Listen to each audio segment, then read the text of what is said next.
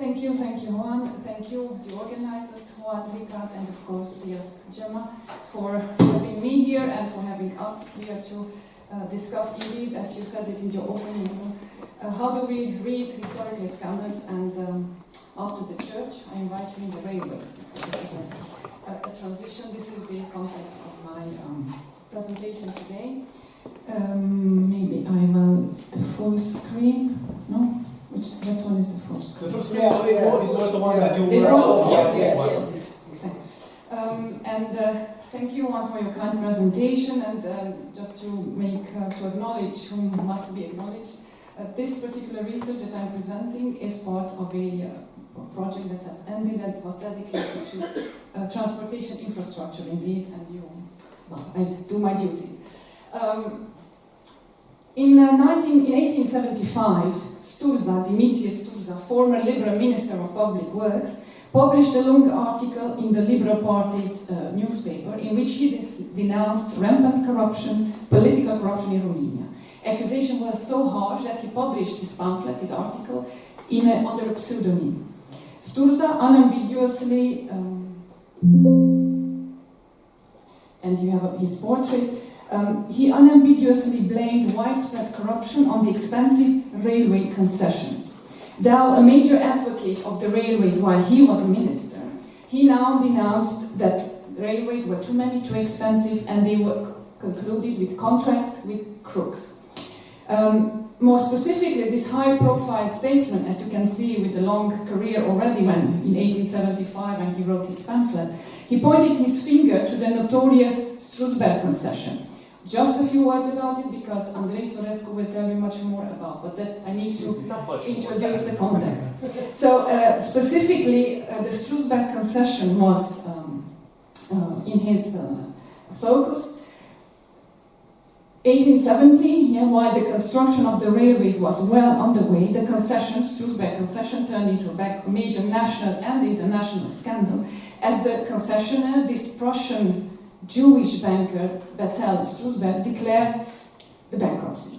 Politicians and the public at large circulated within Romania, and this is my perspective today, only this one. So politicians and the public circulated a variety of accusations and even conspiracy theories of corruption.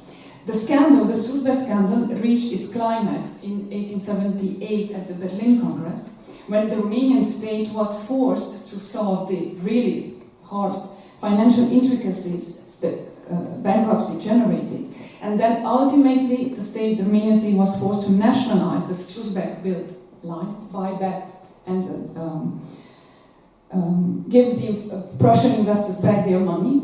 But this was imposed upon Romania by Germany as a condition to recognize the state's independence. At the time, the Romanian state, until 1878, was strongly autonomous, but still dependent on the Ottoman Empire, and the political class, the liberals and the conservatives, whom I will focus on, were all eagerly, really looking forward to this really full sovereignty. They were not settled with autonomy. So when Germany conditioned this type of buyback, settling the railway and the railway scandal and corruption scandal, as you will see, as settling it as a condition for state independence, well, that was really very problematic. Now, back in 1875, Sturza already accused Germany of having humiliated Romania. Worse still, according to Sturza, the Prussian-born ruling prince of the Hohenzollern-Sigmaringen family was seen as an accomplice. The liberal statesman alleged that Germany's policy stemmed, and I quote, from petty profiteering interest, while the prince, Karol, treated his subjects with the same contempt and disregard as Berlin's foreign authority, providing his powerful protection to Prussian railroad speculators. Sturza thus conveyed the Romanian nation and state builders painful awareness that they had engaged in an immense effort to build the railways, but had to do so exclusively with foreign capital, and all in the name of an emerging nation-state eager to have, as I mentioned, its sovereignty acknowledged by the international community, that is, by the European civilized states. Sturza connected the Strasbourg debacle to another controversial concession, one comprised of shorter lines, but of major strategic significance. These are the major concessions.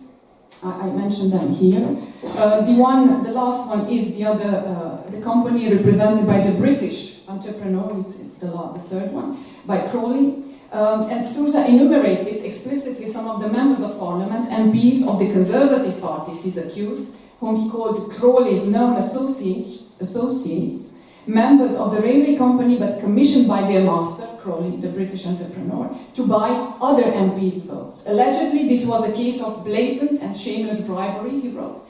Moreover, Sturza accused the government of forcing parliament, busy as it was discussing this, one of the many concessions, as you can see, there were many and significant. So Sturza accused the parliament, busy as it was discussing the Crawley concession, to quickly accept a trade agreement with Austro-Hungary, the other neighbor, without any real debate. And this was, according to Sturza, a disastrous agreement. He was thus firmly convinced that, I quote, Crawley's money bought the vote on the treaty. To Sturza, railroad concession scandals made visible and legible all the forms of corruption and its areas of manifestation. According to him, railway money bought individual consciousness, corrupted government, and tarnished the polity. The pamphleteer went beyond denouncing electoral corruption, something which was ordre du jour back then. He identified an overarching causality and hierarchy behind systemic corruption. This is how he called it. If public money is not handled conscientiously, government cannot be under the influence of probity, he wrote. And he claimed that political and moral corruption trickled down from the prince, the Hohenzollern-Sigmaringen's entourage. State affairs were not characterized by probity and honesty, he wrote, instead a camarilla, and this is his word, a camarilla ruled in its own selfish interest. Sturza's indictment shows just how important transportation infrastructure was for political, societal, economic, and territorial transformation in the 19th century. Then, as now, infrastructure technologies function as a terrain of power and constant contestation, and they are complex social technical systems integrated into complex social, aesthetic, material, and political configurations. Transportation infrastructure had and still has both a creative and a disruptive nature. In the 19th century, public discourse depicted it as the material and symbolic embodiment of progress, development, civilization, and even of emancipation and state independence. In a word, a metonym for modernity. Small wonder then that the debates on it proved a breeding ground for many controversies, including political corruption accusations and scandals with outsized visibility and public impact. From a historical perspective, the construction of such infrastructure cut across the divides between international and national politics, financial and economic policies, administrative capacity and state building, military strategies, societal transformation, and of course nation building. And Romania was a remarkable case in this regard. Within less than 15 years, as I underline here in the slide, and with a huge financial effort and exclusively with foreign capitals, several concessions built the main lines, networks and junction, connecting Romania. You can see here the map. This is with its neighbors, the Russian, Austrian, and the Ottoman empires. As Sturza pamphlets illustrates, infrastructure construction worked to bring corruption charges under the spotlight. It allowed for society-wide disputes on the overlapping factors conducive to public corruption, from financial economic factors to moral and political ones, from individual corruption to systemic decay. And in what follows, very briefly, I would like to first show how infrastructure polemics had a powerful performative capacity in shaping the public. Then secondly, it has an impact in unraveling conception on corruption. And last but not the least, I will briefly show how such accusations had a role in ascribing blame and in othering corruption. Now, as for the public, building major infrastructure projects contributed to the increased visibility and scrutiny, even surveillance, of political power by the public. Public outrage over major affairs such as the Panama scandal, just to name one of the few famous ones, or the Strasbourg scandal in Romania, with its continental echo, stigmatized corruption, and it exposed it in a more and more interconnected transnational mediating arena. Public opinion was thus increasingly becoming a tribunal, to quote our friend, colleague Frédéric Monnier. In the Romanian case, this performative dynamics of corruption denunciation contributed to decisively to widening the public that mattered. Jody Dean's reference here, the public before the pre-democratic era. The public was not yet understood as a critical authority, as Jody Dean writes, but and in a context when access to the public was considered to be legitimate. While repeatedly invoking in his pamphlet the entire nation, Sturza, in fact, he was invoking the liberals' constituency he named the true nation. So Sturza was convinced that the Strasbourg railway concession scandal raised awareness among a still limited public. Discontent grows, he emphatically and repeatedly warned. The very use of the pamphlet as a form and vector for his discourse, and more broadly of the press as a medium of publicization, showed that statesmen like Sturza knew that political language, including that of corruption and anti-corruption, became even more open to wider social strata. More generally, and beyond the Romanian case, the very fact that infrastructure corruption scandals occurred proves that corruption had become a key concept with not only partisan connotations, though this was very important, but also with, we can say, a wider trans-partisan significance. Moreover, Sturza and most of his contemporaries realized that long-term financial and political decision-making involving national, imperial, trans-regional and trans-imperial actors in intricate and asymmetrical relations for the construction of the railways could not be made without the government being, at least modicumly, a little bit held politically accountable, even in this context of Romania's pre-democratic setting with a very limited franchise. The principle of politicians' accountability was frail, but was increasingly important. An increased concern likewise with voters was a sign of advancing politicization, we may add, which also brought with it an increased demand for sort of an openness in decision-making, and to a certain extent for the public's right to be informed, even if, and Sturza was perfectly aware of this, the public and the voters did not yet overlap as categories. Implicit in Sturza's denunciation of the negative influence that the Camarilla allegedly had on the prince was that the prince and his acolytes were making hidden political maneuvers and thus were illegitimately keeping the public that mattered in the dark.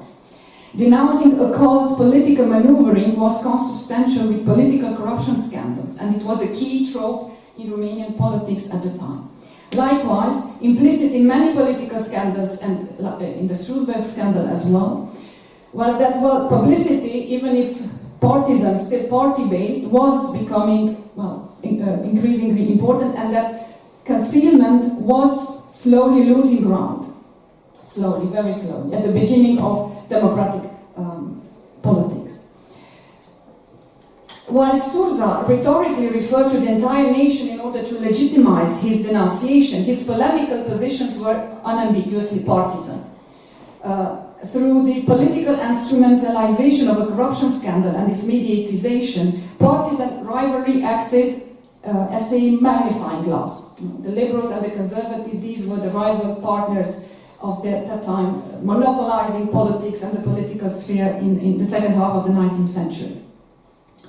And of course, this instrumentalization of corruption scandal with partisan rivalry acting as a magnifying glass led to a language which was full with intended exaggerations, rhetorical flourishes, hyperboles, discursive violence, an element that we so far today at least, we have not discussed this intended rhetorical violent effects of anti-corruption corruption language. And this was extremely, extremely visible in Sturza's pamphlet and in the context of Romanian politics back then.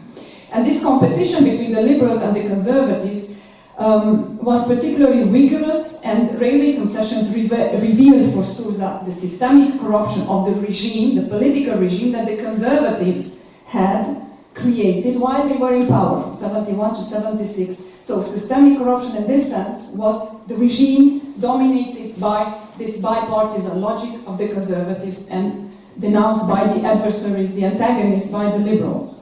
Other liberals had equally voiced similar accusations like Sturza's one, thundering that Romania has been exploited and robbed by some daring knights of industry who have also defrauded us and the European public while the Prussian-born prince, his Camarilla and his government protected the concessionaire and only Prussia's interest and not the national interest. Beyond the occasional exaggerations, partisan accusations and the political weaponization of corruption charges did advance debates on the meaning of good government, of public, common or national interest. These expressions were used in a quite interchangeably. And from a historical perspective, and we have already underlined this today, and Gemma you did that in the opening, corruption scandals simultaneously reveal and reconfigure conflicts of values, public expectations, and various transgressions that are disputed, controversial to and by the historical actors themselves. Sturza's corruption accusations in the Strasbourg affair were in this case were a test case for debating and re-evaluating value norms and ideas about the common and national interest in Romania. There's a turning point before and after this Strasbourg scandal. Sturza pointed out that probity, it's his word, along with his words conscientiousness, seriousness, morality and honesty were all the measure of a good government. The right attitude and values ensuring that the general, aka also known as the national interest prevailed. Also implicit in Sturza's denunciations were that no corruption was possible. I would say about this, indeed complicated public-private boundary, which is maybe a retrospective reconstruction, but there was something, a tension that was visible back then as well, and in this pamphlet, definitely. Something very ambiguous that was at play between the individual and the systemic, individual and the general, but between the private and then the public roles as well, in the sociological sense. Sturza assumed the posture of a morally superior outsider, at least in his pamphlet. He hid his identity under a pseudonym. He staged, above all, his publication in an article in the foreign press, in German-speaking foreign press, and he adopted the knowledgeable and politically neutral posture of a benevolent outsider. Now, he was part and parcel of the political competition as well. His accusation nonetheless illustrates how he renegotiates this shifting boundary between public and private roles. Not that much, I wouldn't say not that much sphere, but the public and private roles individuals were supposed to have or have. And on top of that, he mixed a number of arguments and monitions with very moral and even slightly with religious connotation, with consideration on liberal, statist, elitist state action from above. And only one longer quote: if only Prince Hohenzollern had acquired a serious sense of right and duty, if only he had scorned illegality and wickedness, if only he had a more open ear for consciousness, seriousness, morality and honesty than for flattery, if only he had not turned aside all the greatest capacities in the whole country only to surround himself with an unworthy Camarilla, if he had united consideration with circumspection in all affairs of state, finally, if it had occurred to him that it would be a more beautiful course of action to work towards the uplifting of a people, the Romanian people, than to labor to ruin its future for the sake of foreign interest, Prussian, German interest, then Romania would be altogether be different.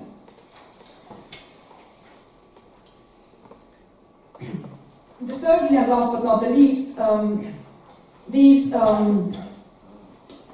this questioning of public ethics, as he does it, of public roles, of individual behavior, in the framework of infrastructure and corruption scandals, were all also catalysts for the historical construction of corruption-related categories, and I will very, very brief here. The railway concession triggered a major reform, that is, and there was a huge debate about compatibilities between MPs as their mandate, their role of members of parliament, and contractors with state money. So MPs as businessmen. And finally, after roaring debates, the law was adopted to list the incompatibilities. No more contracts while in office with the state. And the other these infrastructure corruption scandals also led to another major reform, following again controversies and the international dimension of Romania's conditionality, becoming independence after being conditioned to buy back the Prussian investors, buy back the Strasbourg lines in order to get independence, the Romanian state sought to prevent similar scandals by shifting towards the construction of new lines only through public credit instead of by companies and concessions voted directly by parliament. So, and gradually, starting with the 1880s, the state nationalized all the existing main lines, and then only the following lines were built only either public-private mergers or strictly through private money. And in Romania as elsewhere, the often colossal financial effort involved in infrastructure construction via concessions or via public money, with the genuine and inherent difficulties in controlling expenditure, provided a fertile ground for accusations of economic and financial individual corruption, notably bribery, embezzlement, personal enrichment, favoritism, with the old moral religious denunciation of the sin of greediness, and we saw that for the case of the Church of England, always lurking behind. Sturza's pamphlet listed the names of allegedly corrupt MPs by various concessionaires. And the parliament in the 70s and the 80s set up several inquiry commissions to verify the potential culpability of MPs or other civil servants having been bribed in connection to the railway concessions. Now, ascribing blame was, and this is my last part, finally, so yet no less importantly, identifying and describing the corrupting agents and describing blame were at the core of corruption scandals related to infrastructure. Of course, the one's political opponent always at hand to blame, but also various local or foreign groups or individuals, thereby othering corruption in the process. From this angle, corruption scandals related to infrastructure were also intimately connected not only to state building, but equally to nation building and to the process of political democratization. Romanian nation builders used the language of anti-corruption to create the nation's internal and external others, often building ascriptive hierarchies in which corrupting ethno-religious groups were placed. Accusing one's political opponent of being corruptible and in cahoots with the foreign other in blatant disregard of national interest was something repeatedly mirrored by both the liberals and the conservatives. Sturza, as I mentioned, explicitly accused the prince, the Hohenzollern prince, and his government on defending foreign, Prussian, and private interests, both, and speculators, instead of standing for the entire political body representing sort of a national interest, a national common interest. Yet Sturza did so on his part without acknowledging that his own positionality was partial and partisan. But he rhetorically identified the entire nation with the liberals' constituency. Moreover, since the Romanian politicians equaled national interest with the general or public interest, the internal politics of the scandal became quickly international by engaging controversies on Romania's foreign policy. Even more than merely denouncing Prince Prince's collusion with the conservatives and with Prussia, the liberals indulged in explicit tutorphobia. Andrei Sorescu will talk about this a bit in a moment. And they strongly questioned the conservatives' foreign policy towards Austria and Prussia and Germany, by accusing them of promoting an anti-national agenda. The conservatives promoting an anti-national agenda. And when, of course, you can imagine when the Berlin Congress in 1878 and Chancellor Bismarck interfered to defend the German bankers and investors and conditioned the acknowledgement of Romania's sovereignty by the emancipation of its Jews, I did not mention that so far, and by the nationalization of the railways, the Strasbourg lines. Romanian politicians' xenophobic and anti-Semitic accusations thrived even more on both sides, the conservative and on the liberal side as well.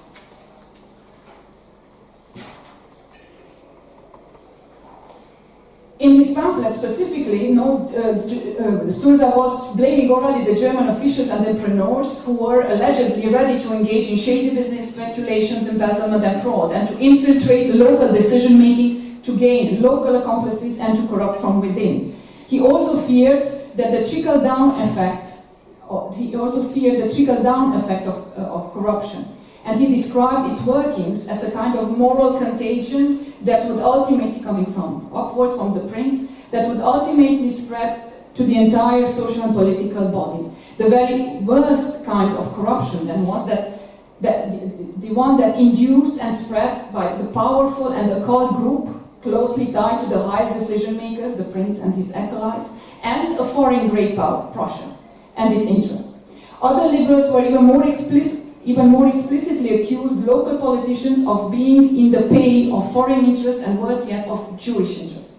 All of them capable to corrupt from both within and from the outside. Xenophobia, anti-Semitism and the fear of foreign invasion were rampant among many liberals, and moreover their anti-dynastic criticism coalesced with their perception that the country had become a colony, a mere extension of the political and economic reach of Prussia in the lower Danube, and Andrei will tell you much more about this in a minute. The focus on corruption controversies originating in transportation infrastructure adds a further layer to our understanding of state development in the polities of Central and Southeast Europe, on the imperial peripheries of the Russian, Ottoman and Habsburg empires. Here, transport infrastructure was simultaneously part of an emerging process of state building, while also allowing for new trans-imperial and cross-regional connectivity, which meant both cooperation but also competition. Such polities were central to the history of mobilities and connectivities, it's true. The integrative effects of transportation infrastructure on what would otherwise have remained peripheral regions proved crucial, both for emerging national territories and for the larger already existing imperial spaces. Yet, connectivity meant inherent tension. Railways integrated politically bounded territories internally, while at the same time transcending any politically defined territory, be it a nation or an empire. And for Sturza and like-minded liberals, concessions built by way of a German and foreign capital posed a danger for precisely what railways were meant to achieve. Connectivity beyond the national territory, allowing for neighbors and or more distant potential enemies to reach it and ultimately expand their political, economic and cultural dominion. Foreign investors were thus seen as bridgeheads for their respective governments' interest, if not for outright colonial interference and economic extraction. In some, while nation builders in the region welcomed the benefits of railways as means of integration, they also aimed at maintaining or increasing territorial disparities. One word of conclusion. We could say that Sturza's pamphlet was a typical intervention in the age of infrastructure building, of scandals, and of xenophobic anxiety, what we call in our wider project, wider research, various anxieties. The language of corruption and of anti-corruption and the othering of corruption proved empowering discursive devices in the context of global capitalist imperialism that advanced, both figuratively but literally as well, through the expansion of infrastructure. What makes Sturza's intervention representative is not only its ultimate, banality, as we call it, however, but the way in which the various scales at which corruption was felt to be at play intersected in his narrative, in his pamphlet. Sturza was at home and providing minute anecdotal detail, local color, yet equally so when discussing the far-reaching implications of international European power politics.